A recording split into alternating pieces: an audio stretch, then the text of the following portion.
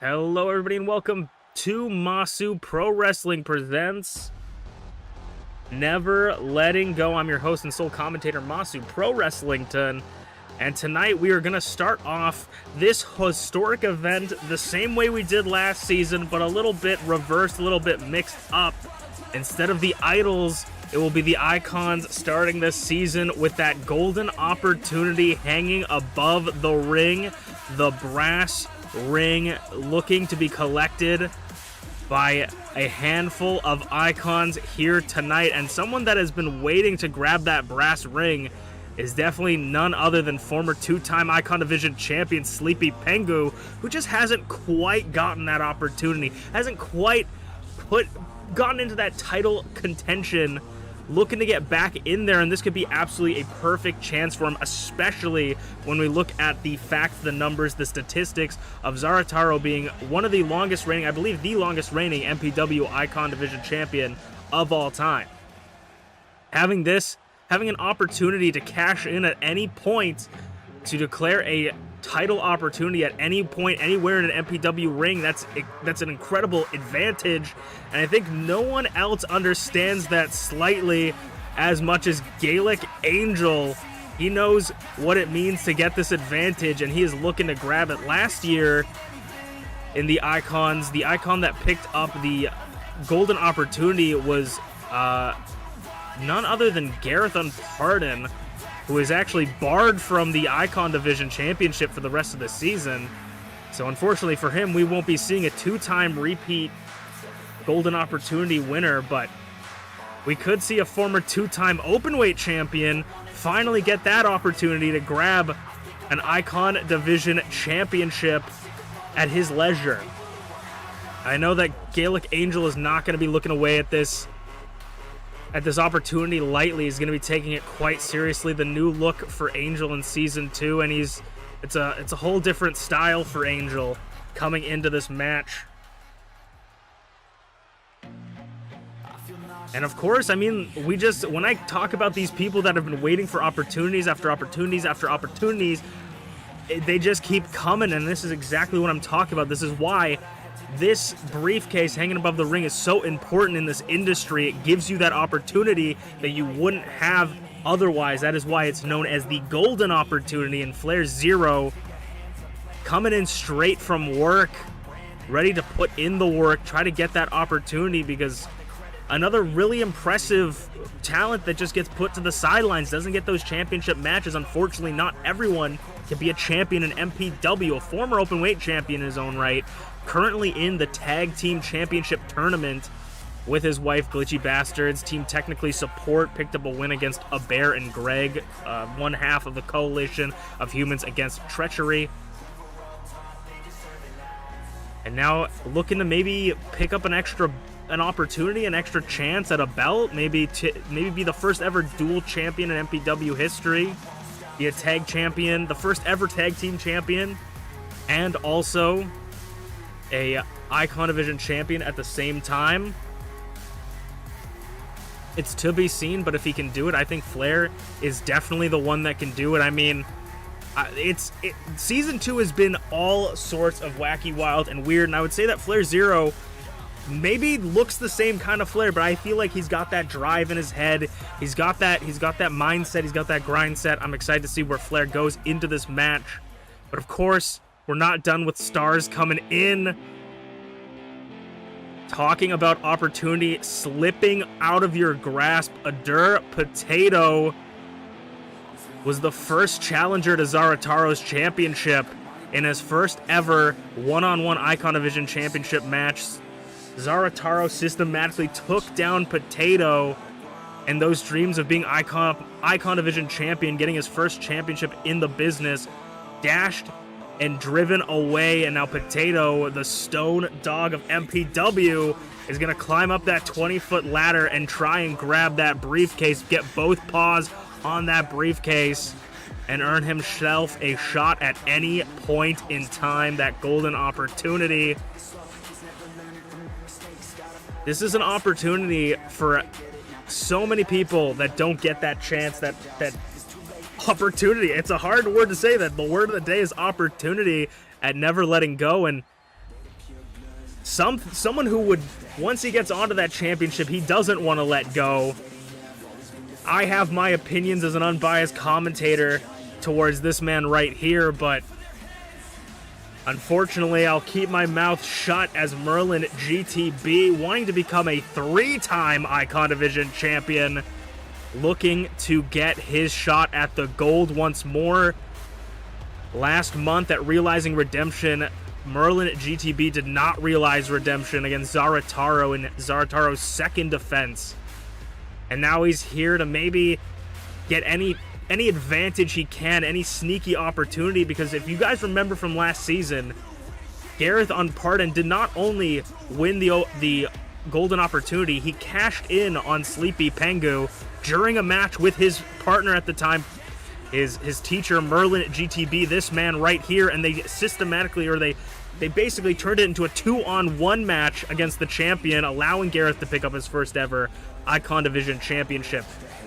Merlin's going to be able to use, if he gets his hands on this briefcase, he's going to be able to use any underhanded tactics he wants going into his championship match. Which is why it's so dangerous for the champion to have a challenger with this. And I mean, whether it's ahead of time or whether it's out of nowhere, this man right here, this behemoth, this horse, this mastodon, Bonk. I mean, I wouldn't want to go against him fully knowing I'm going against Bonk. But now you're here, look at this man, his muscles ripping out of his jackets. Truly out of this world. A former openweight and Icon Division champion. Bonk, one of the more dominant champions we've seen in the past, looking to get a shot, an opportunity once more, get that championship back around his waist. And I mean, how do you become more dangerous than you already are? And Bonk's about to do it if Bonk can get those hooves onto the briefcase, unhook the briefcase, and bring it down from that ladder. We will have to see, but it's really anyone's game. A 6-man, 6-icon ladder match for this golden opportunity. Only one person can go away with the prize here tonight. And I don't know what kind of strategy you come in if you try to work together, if it's every man for himself. Do you try to form alliances knowing that you could be betrayed?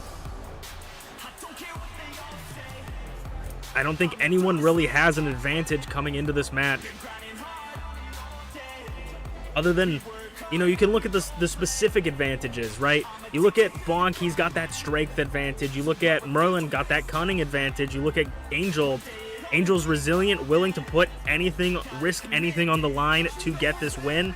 So you never know. Sleepy, a tactical wrestler, could wear down his opponents to be able to climb up the ladder. Also, TheSleepyPengu, first ever ladder match winner in MPW history. Could we see another one?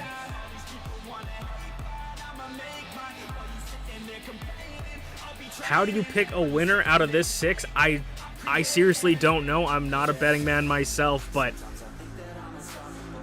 the only thing I know for certain is it's going to be a fantastic match, and whoever wins will send ripples into MPW history, because this person, this is not a number 1 contendership.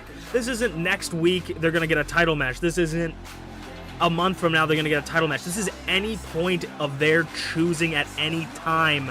They can cash in this briefcase for an opportunity mid-match, after the match, before the match, anytime. 3 months from now, 2 months from now, tonight, they could cash it in at any point.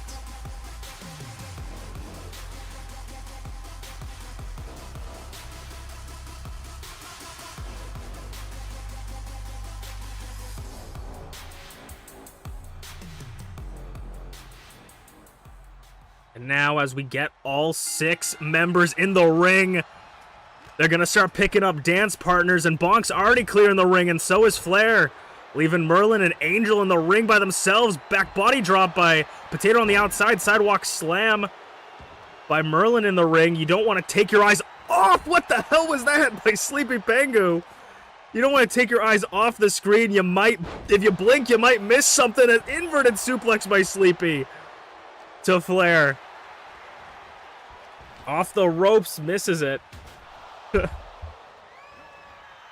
Sleepy already slowly taking it to FlairZero, slowing it down on the outside as Bonk takes the knee, targeting the leg, a smart choice.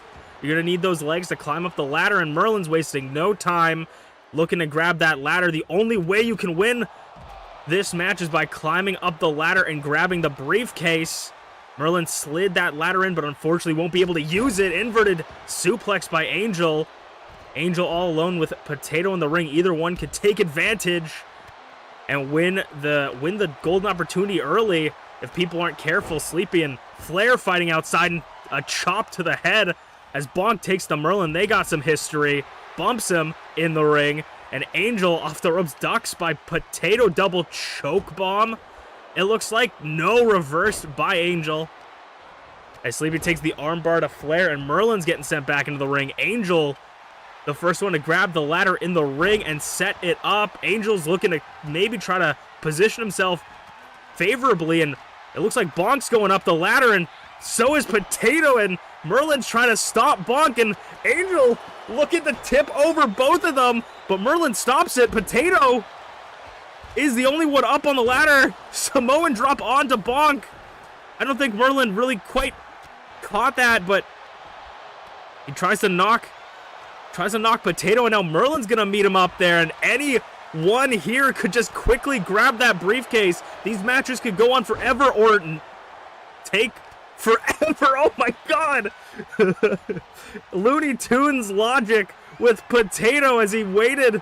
He was hoping no one would notice he was floating, but of course Angel did. Yakuza kick, I believe, by Merlin. Now Bonk's back up on the ladder, but Merlin's not going to allow it. Bonk pulling that briefcase up. If people aren't quick, Bonk's going to take it. If people are quick, Bonk's going to take it. And people are not quick. They left Bonk up there. And like I said, these matches can end in a flash or take forever, and it looks like Bonk will have the golden opportunity. And one of the fastest ladder matches I think we've seen. It's not a marathon, it's a sprint for Bonk. The resiliency of Bonk picking up that golden opportunity as we will move on to our next match of the night. Well, after that match, we're going to go into some one-on-one singles idol division contest. And coming out to start with us is Ayasu, 1/3 of the Shogunate with the current idol division champion, Rize. We know that this isn't going to be the first, or this isn't going to be the last time we see Ayasu on this episode, as I imagine that she's going to be following very closely behind the Panda Archon herself, the self-proclaimed Panda Archon herself, Rize, during their Idol Division Championship match against Usaino in our semi-main event tonight. But this singles match will be a little bit of a little bit of a preview before in the tag tournament, before their match in the tag tournament, as Ayasu's going to go one-on-one against Blueness, an Idol Division contest. Ayasu and Azanaza, the Shogunate members for the tag tournament, have made it past the first round after losing their advantage coming in. And they'll be facing Blueness and B.A. Tycho in the next round, which, I mean, these two teams are going to be probably some of the most deadly teams on the roster right now. As we whittle down the tag tournament, we're going to find out who's going to be the most deadly tag team in the tournament. And I think that Blueness and B.A. Tycho, as well as Azanaza and Ayasu, they're going to be very, very dangerous, because they are those two teams, those two sets of teams are going to be they're going to be the most in tune, I think, the ones with the most chemistry, if you will. And as I say, as we settle down and move along in the tournament, we're going to find out, we're going to whittle down the best tag teams, and we're going to crown in the finals the first ever MPW tag team champions. An exciting prospect and opportunity for someone. I know Blueness is going to want that championship around their waist. I believe that would be their first championship in the business, and brings home the championship with B.A. Tycho. You know, B.A. Tycho's good little soldier, a.k.a. Blueness, is going to do anything to try to bring home those titles with him. This is going to be a battle of the Blues in the Blue Stadium. Feeling nothing but the Blues, and Blueness with that double stomp. Blueness going to the second rope, the blue rope. Going for an elbow drop, but nobody's home as the powerhouse of the Shogunate Ayasu rolls out of the way. Doesn't capitalize off it, though. Sends into the corner. A reversal again, but capitalized by Blueness. Blueness, the former Ultimate Openweight Tournament winner, or the first ever Ultimate Openweight Tournament winner. Ayasu, a former Openweight champion. Both know how to get rough and ready for these matches. But it looks like it's all Blueness as they push her back into the corner.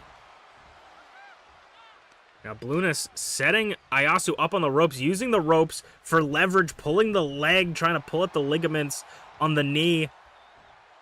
Wear down the sense of gravity, spinning Ayasu down, Sayuro suplex. Just systematic right now. Systematic's also the word of the day, apparently. As Blueness, oh, no, Blueness once again gets Ayasu in the corner. Ayasu's got nowhere to go. Ayasu's got to try something to get some momentum. Going for a moonsault reversal, but catches Ayasu rolling into the center of the ring with that second moonsault. Near fall for Blueness. Nearly taking it. I mean, is this what it's going to be like in the tag tournament between the Coalition versus the Shogunate? Blueness off the ropes. Blue Moon reversal clothesline. Ayasu not going down that easy. Now needs to work with this momentum to try and win the match. A hefty clothesline from Ayasu. But Blueness trying to get them back into the corner. No. This time holds on to the Irish whip. And a falling fist.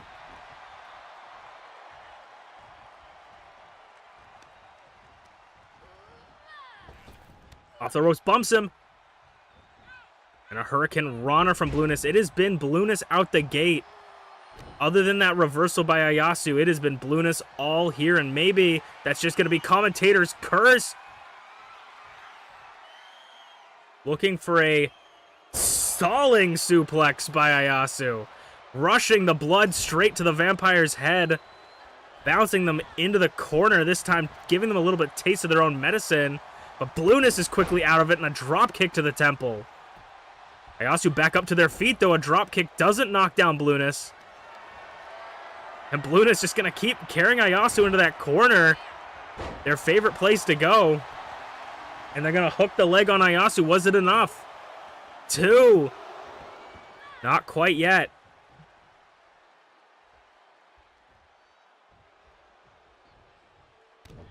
Stomp to the back. And Ayasu picking up a win here would get you a little bit of momentum. Flipping Blueness around. Ooh. Reversal by Blueness. Maybe looking for a roll-up, but a knee drop. Knee drop reversal by Ayasu. These two just back and forth now. Getting a win in the singles competition will be a great motivation booster going into their tag match. Giving them a little bit of momentum. German suplex! Blueness is back up, though! Should have stayed down, says Ayasu. And now a Sayuro suplex of her own, dropping Blueness on that sack of dimes she calls a neck. Or they call a neck, excuse me. Blueness fights out. Hurricane Rana into the corner. A dangerous position for Ayasu to be in. As I say it, it's going down. We didn't see this before, but maybe we'll see it once in a blue moon. This time connects. Very close to the ropes, though. Hooks the leg. Referee not paying attention to the blatant foot in the ropes. The blatant foot in the ropes with the referee.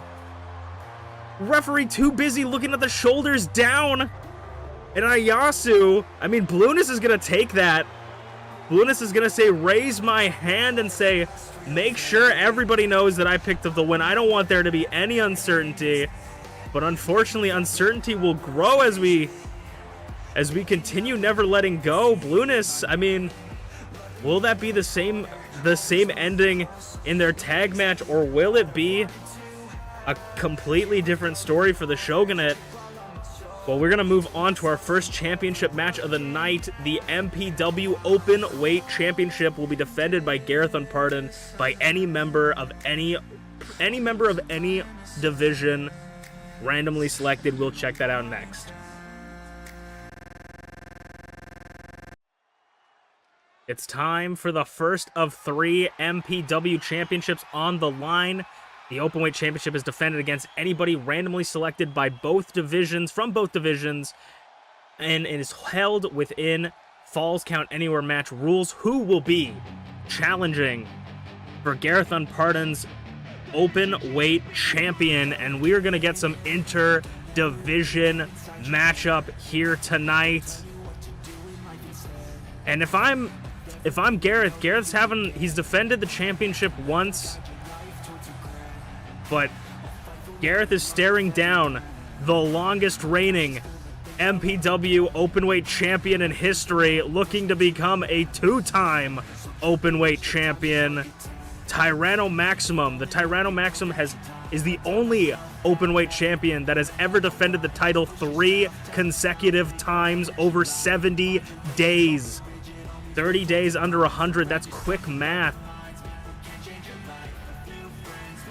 This might be the greatest challenge for Garreth Unported in his title defense against a veteran of the Openweight division in Tyranno Maximum. If Garreth wants to keep this title and keep his reign going, Garreth's got to go through one of the, if not the greatest Openweight champion we have ever had in their domain. I don't envy Garreth. The Openweight Championship is the only championship Garreth is eligible for other than the Tag Team Championships now. Garreth is not eligible for the Icon Division Championship for the rest of the season. If he loses this here, he's out of the running for the championship until he's randomly selected, or if he earns a spot, which for the Openweight Championship, that's a very rare opportunity. A slim chance. So if Garreth wants to keep his title, he's gonna have to fight the hardest he's ever fought, and there he is, the MPW Openweight Champion, Garreth Unported. Garreth picked this title up last month at realizing his own redemption, proving to everyone that he can still be a champion without the Icon Division Championship.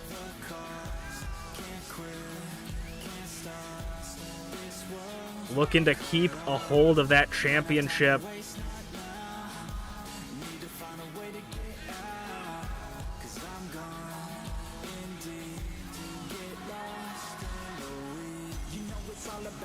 The lone warrior, Garreth Unported, continuing his quest as the Openweight Champion, going up against Tyranno Maximum tonight at Never Letting Go. And we'll have to see. I mean, every champion coming into Never Letting Go is coming off of retention. They have retained the championship last month. Or, well, I guess Garreth didn't retain his championship last month, but in the last championship match, they retained the title. Can they do it again? It's very hard to hold on to a championship for that long. Retaining the title is the hardest thing you can do as a champion, but it truly etches your name in the history books of that championship. To not only get 1 defense with the Openweight Championship, but 2 is a feat not many have. And I'm going to tell you exactly how many have gotten that. The only other person other than Tyranno Maximum to retain... Tyranno Maximum retained it 3 times, but the only other person to retain it more than once was ShmeepsWorld. meaning that Garreth would be in the upper echelon of openweight champions that have defended the championship not once, but twice in a row.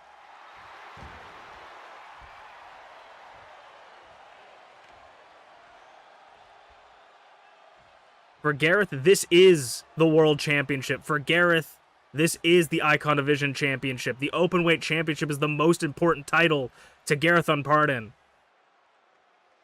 And I gotta say that, looking at Tyranno Maximum, this is their title as well. This is an important title to them. This is what put them on the map in MPW.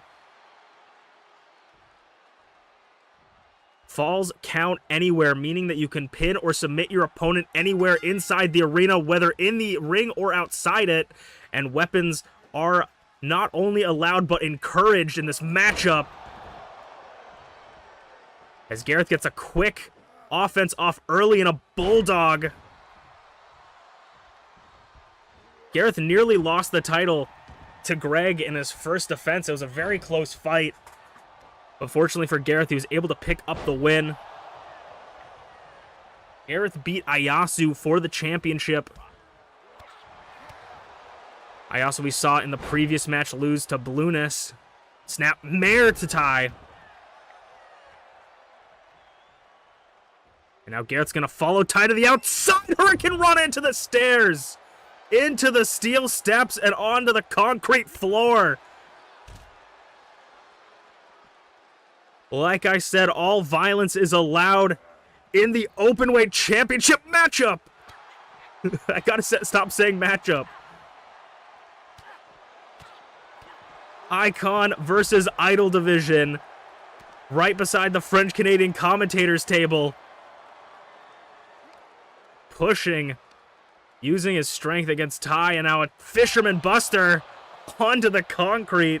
And I don't want to kid you guys, that is concrete they're landing on, they're fighting on. That is not protective padding. That thin layer of padding is to protect scrapes and bruises, or I guess bumps and scrapes. Skywalker to Ty, hooks the leg in this corner, giving the front row seats a little bit of a show. 2 count for the champion, nearly retaining this early. Eyeing him up, high caliber, a short-sighted high caliber to Tyranno Maximum. 2, near fall again. This might have been, that nearly was the fastest defense we've ever seen in MPW history. Sending Ty into the barricade. Ty's already taken so much punishment from Garreth. Garreth is very impressive right now. Uranagi into the barricade. Made out of solid steel. Ty's gonna get them off of him. I think Ty might be bleeding. I don't even know. Ty looks already out of it. Diving DDT. Tornado DDT from Tyranno Maximum. And now looking to find something that might just even the odds for them. A kendo stick, a Singapore cane in hand. Tyranno Maximum just got pardoned by Garreth Unported. It's very rare we see that, but Garreth Unported in the most dominant openweight championship defense I think I have ever seen in my life. Absolutely no room for Tyranno Maximum. When I tell you that this is the most important championship to Garreth, I think he just proved it to us there. The third person to ever defend the Openweight Championship twice is Garreth Unported, defeating the longest reigning Openweight champion of all time. I mean, love him or hate him, that was an impressive victory for Garreth Unported. As we will move on, and will that be the same for all the other champions? We're going to be moving on to the Idol Division next. Will the title defenses continue for Rize and the Shogunate? Find out next. From one championship match to another, the Idol Division Championship will be defended. Rize, the current champion, looking to defend her title against the #1 contender, the person that earned their spot in this match. The new and improved and a little bit more spooky than usual MPW's own Bunny Bean, Usaino.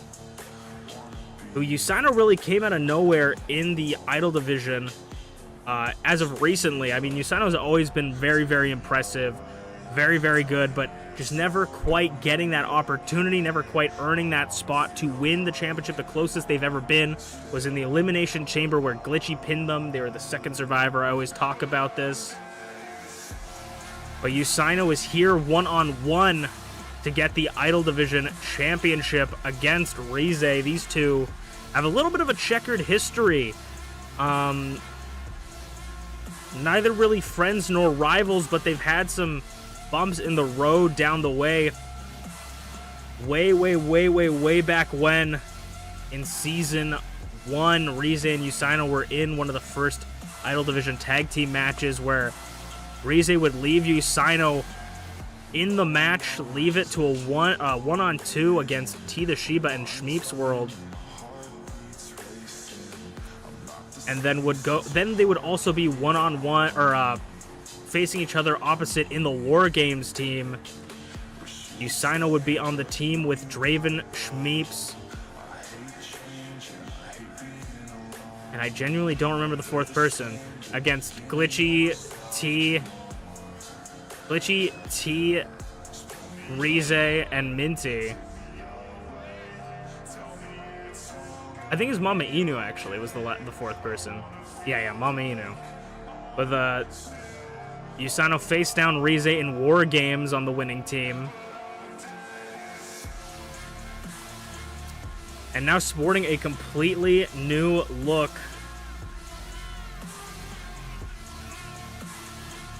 For Usaino, and a somewhat dominant streak. I mean, been going on a little bit of a win streak in the #1 contenders tournament. Got a big win last month against Rocky at Realizing Redemption, I believe, if my memory serves me correct, which it very rarely does.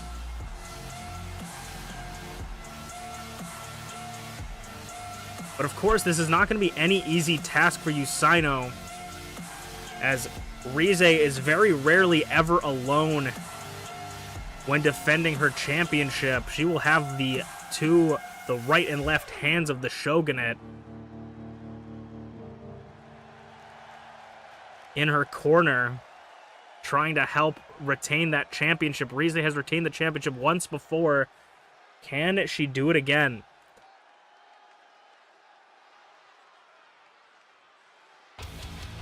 The self-proclaimed Panda Archon herself makes an appearance.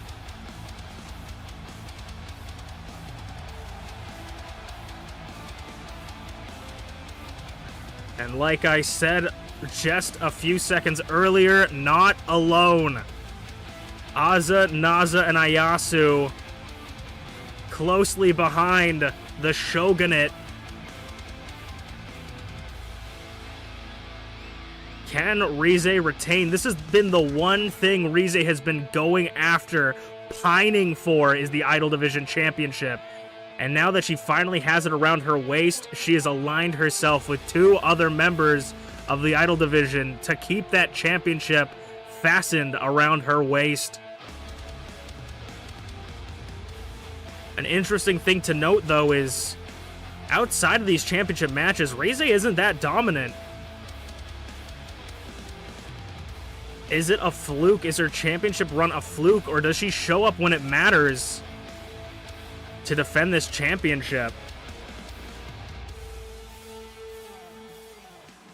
A whole new Usaino versus a whole new Rize. Season 2 just be like that for MPW.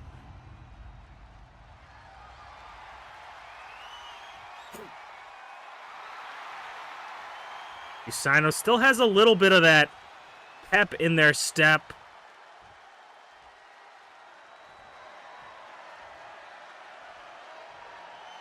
Rize looking fierce, looking calculated, ready to defend her championship Of course, this is going to be one-on-one singles match, meaning rope breaks are in effect, countouts are in effect, and of course, the champion has championship advantage. The champion cannot lose the title if they lose or win the match via countout or disqualification. So if Rize loses by countout or disqualification, she will lose the match, but not the championship. I think that is a very important thing to keep in mind as we ring the bell to start it out. Crucifix driver right out of the gate by the Panda Archon, showing no time, no wait. Already aggressively manhandling Usaino, but Usaino's not going to stand there and take it. Snaps her down off the ropes and a drop kick, a sliding drop kick, straight to the side of the head. Gives her a little bit of a headache early on in this match with those big boots. Champion's back up. Grabbing a hold and a forearm straight to the jaw. Rocking Usaino back down. I truly don't know where it can go from here, because I would say maybe... I would maybe lean more to Rize, the champion, with the people in her corner being a little bit more dominant when it comes to these championship matches, but Usaino has been coming out and been a complete dark horse. Smack to the face, just disrespect to Usaino, showing no respect to from Rize. And a spine, oh no, powerbomb off the ropes, sit-out powerbomb by Rize.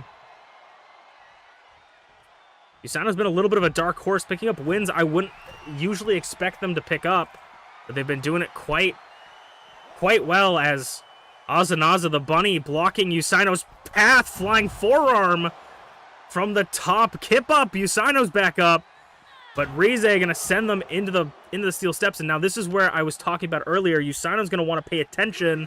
The 3 count, we're already at a 3 count. If that count hits 10 and Rize's outside the ring, she will lose the match, but not the title. So Usaino wants to make sure to get Rize back into the ring before that timer, and also get themselves back into the ring, because they can lose by countout. 6 count. Rize's going to make it back into the ring, and Usaino's back in. Sending Usaino into the corner. What could Rize be thinking? Tree of Woe.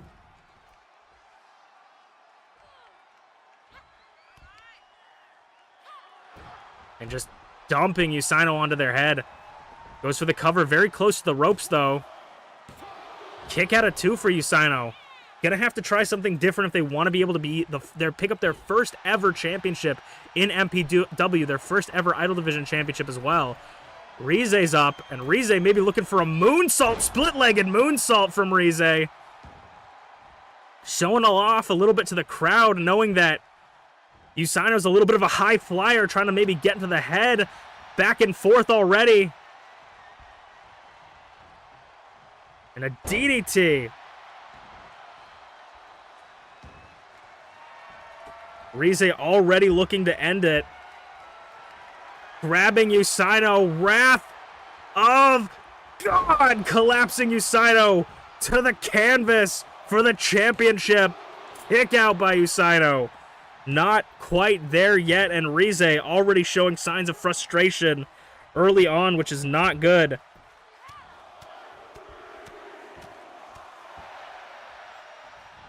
You don't want to let your emotions get the better of you. Power can be anger can be a great tool, but you don't want to let it control you.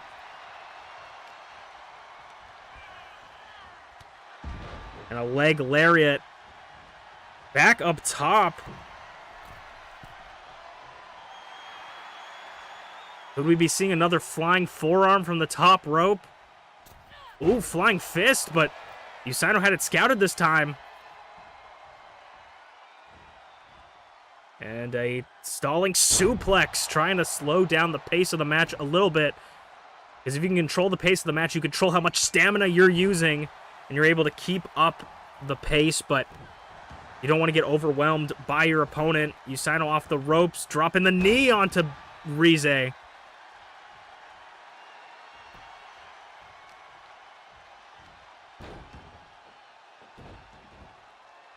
Rize in the corner, drop kick. Usaino had nowhere to go.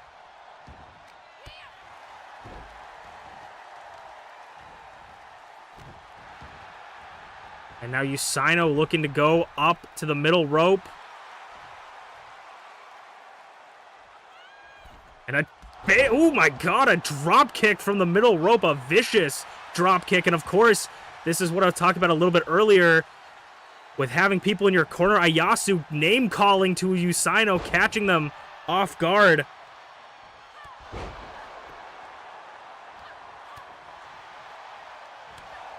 But Usaino not letting it get to them. Chops and kicks, ducks under, spins them all the way around and in or off the ropes. Scooping them. Using their momentum against them to slam them back into the canvas.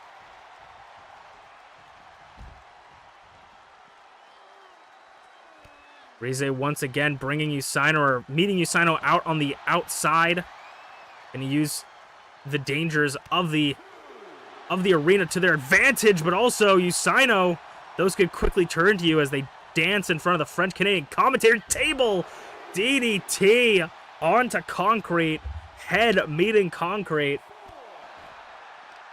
That could discombobulate you as Rize gets back up to a 5 count. Rize is going to make her way back into the ring. 6 count. Usaino's on one knee, but they're not ready to propose. Rize is going to get back outside of the ring to reset the count. Sending Usaino into the ring. Feeling maybe she can win it more easily on the inside. Usaino back up, though. Looking a little wobbly on their feet, but 2 count. Oh, double stomp. Leaping. Double stomp. To Rize, the athleticism of Usaino, the hops of that bunny. Off the ropes, ducks under. Arm drag. And Usaino thinks maybe Rize is in the position. Kick out of 2 to be put away, but I don't think enough big damage has been done. Needy T.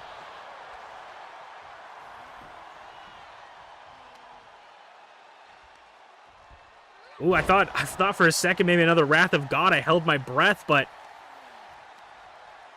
Rize decides to toss Usaino. Usaino's looking in a dangerous position.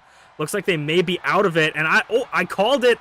I summoned it into existence. Wrath of God into the corner. Head bouncing off the ropes. And it looks like the foot might be on the ropes. We might need to check out this referee. But I think maybe just the position of the camera was the problem. I don't think the foot was on the ropes that time. I think it was just the position of the camera. And Rize retains the Idol Division Championship. Could we go 3-0 for the champions tonight at Never Letting Go? Another dominant performance from our champion. This could be the strongest lineup of champions we've seen in MPW history. Rize retains for the 2nd time, looking to become the longest reigning Idol Division champion we've ever had. If my notes serve me well, and I think they do, there's only been one other idol that has defended the championship twice, and that was Rocky. Can Rize beat the streak with one more defense? But until then, we're going to have to see the longest reigning Icon Division champion Zarataro go up against Dabi in Dabi's first ever Icon Division championship match.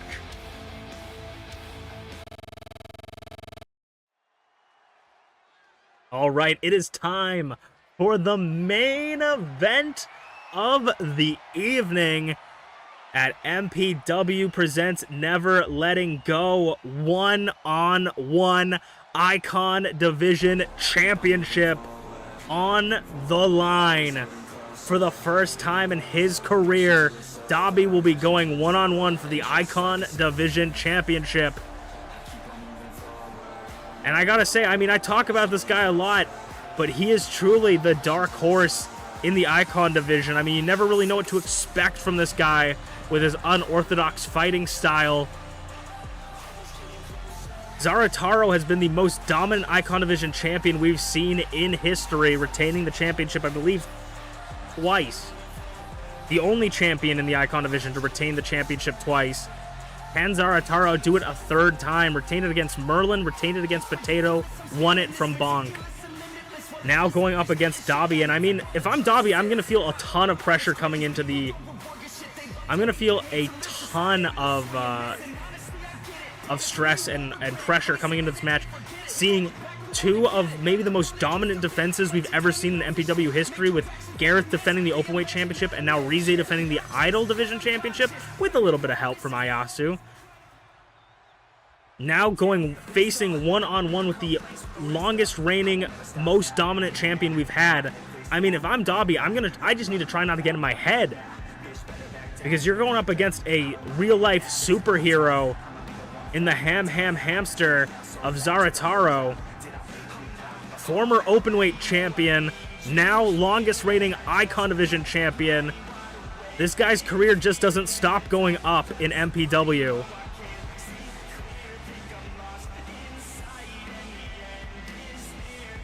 Already achieving basically anything and everything you can in MPW.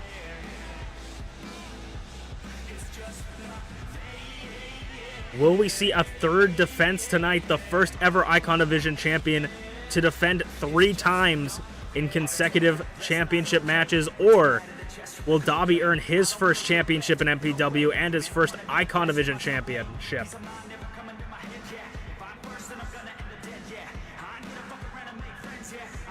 Once again, we have to talk about the championship's advantage. Zarataro, if he loses by countout or disqualification, will lose the match, but not the title. That's something Dobby's got to keep in mind, but I can't imagine Zarataro's going to run or hide. No matter what, Zarataro's been a pretty honorable champion, and I don't think he needs cheap tricks to keep this championship around his waist. The only reason Dobby lost the Openweight Championship was due to some trickery from Emrys Morgana. If not, we could have maybe seen the first ever dual champion in MPW. That is what it's all about, folks. That is the biggest prize in the Icon Division wrestling industry. The biggest prize for the Icon Division. Dobby staring down his future across the ring for the first time ever against Zarataro in his first ever title reign. Or his first ever Icon Division title reign, I should say.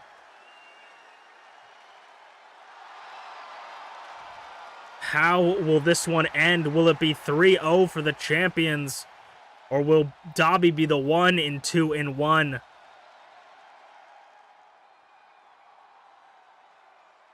Zarataro hands the championship over to the referee. Referee showing Dobby what it's all about, reminding him of what he's here for. And that is it, the Icon Division Championship. Dobby versus Zarataro, 1-on-1. And the bell has rung, and Zarataro straight out of the gate, wasting no time with a Tornado DDT. Something that I think Zarataro is very good at. Ooh, moonsault, springboard moonsault. Very good at is overwhelming his opponents with his immense speed and power off the ropes again. And it looks like it's... Oh my god, little knee Hurricane Rana. And it's looking like that's exactly what's happening to Dobby right now. Another one again from Zarataro. You'd think Zarataro thought this match was on a time limit, belly to belly by Dobby. But if it comes to brutalizing someone, Dobby is pretty good at it. Swinging neckbreaker. Getting some offense on the champion. Backing him up against the ropes. Fists and chops, like I said, the bare-knuckle brawler of Dobby versus the high flyer of Zarataro.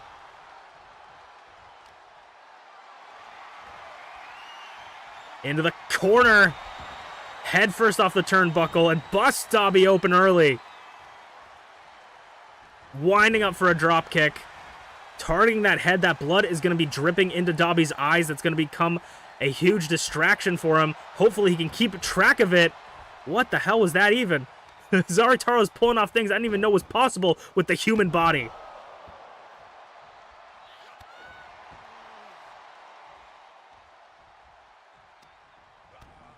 Zarataro once again going off the ropes. Ooh, what the heck was that? Snapmare, like, suplexed himself. That was pretty. Dropkick to Dobby. Zarataro, what is he going to do with Dobby all the way across the corner? Ham, thank you. Mam across the ring. From the Icon Division champion. This might be exactly like all the other ones. No, Dobby fights out of it. Clothesline. Dobby's picking up some speed now. Off the ropes. Back body drop. Dobby. Spine buster. Covers the champion. 2 count for Dobby. Dobby, gun stun! Gun stun from Dobby! And now biting the fingies of the hamster. That is not what you do with a hamster. The break his fingers chant echo around the arena. Ooh, Flapjack caught him with his own momentum. And Dobby's going to try and get some space on the outside, but I don't think Zarataro is going to be too far behind. Dobby taking the breather, but Zarataro cannonball over the top rope. Landing a little bit on his behind and a standing moonsault. Sometimes I mix them up. Flipping over DDT onto the floor. Doing more damage to that already damaged head from Dobby. Zarataro sending the challenger back into the ring. Over the top rope. Dobby, though, back up. Ooh! Both of them running at each other, but Dobby wins the exchange. Chops and punches again, lighting up Zarataro. This might be the most offense we've seen from a challenger to Zarataro. Busting him open this time. Zarataro's face gonna be as red as that scarf around his neck. Dobby giving Zarataro a little bit of taste of his own medicine. Final ignition in the corner to the champion. A little bit close to the ropes though, and the referee calls it expertly. Doesn't want Zarataro to lose the championship off a rope break. Going for maybe another final ignition. Reversed by Zarataro, and I think that Dobby's in trouble. Kaiju killer! Also really close to the ropes though. Dobby might be out of it. 1, 2, kick out at 2. No rope break, just a pure kick out. Holding on.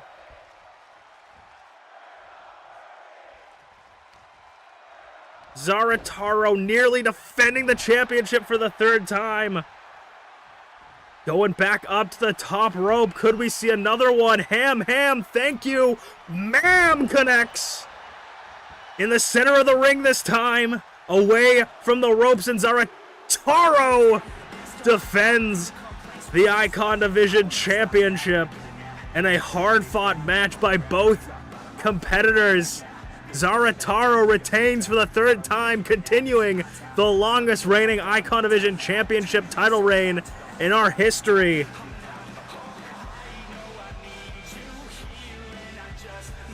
Zarataro is still your Icon Division champion. All champions going home with their titles fastened around their waists. Zarataro picking up a win. This was Masu Pro Wrestling presents Never Letting Go. I'm Masu Pro Wrestlington, and we'll see you guys on Thursday.